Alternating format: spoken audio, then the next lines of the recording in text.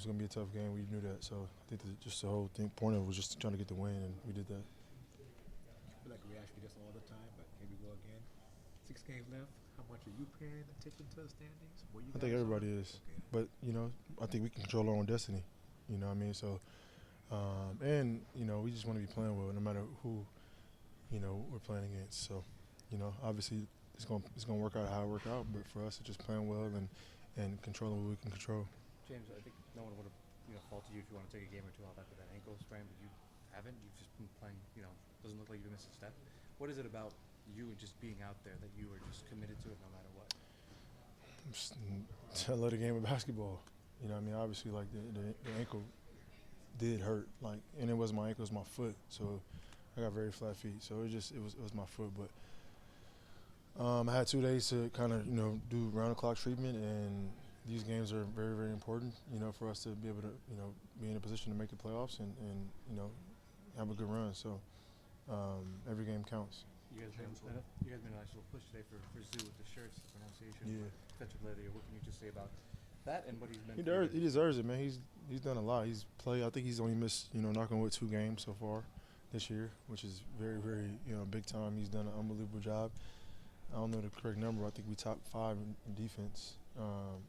So, and he's a big part of that. He's the anchor of our defense. So, yeah, I don't think he deserves, or I don't think he gets a lot of credit. And he's been having an unbelievable season on both ends of the ball. So, yeah, his name should be. But he doesn't talk a lot. He's not gonna go out there and campaign for himself. He's gonna go out there and just do his job. And but he deserves a lot of recognition for the Defensive Player of the Year. Hey James, ever since you joined the group last year, Zeus credit you a lot for just being able to establish that 2-man game. Yep. And what do you think has gone into that? Communication, time, elite playmaking. You know what I mean? Like, if it was Joe Blow out there passing to the Zoo, it wouldn't be as easy.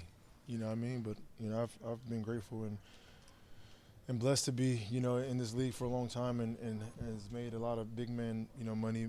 Has been able to play with different types of big men, whether it's a live threat or guys who aren't live threats. So just constant communication. He's done an unbelievable job of listening. That's the most important thing.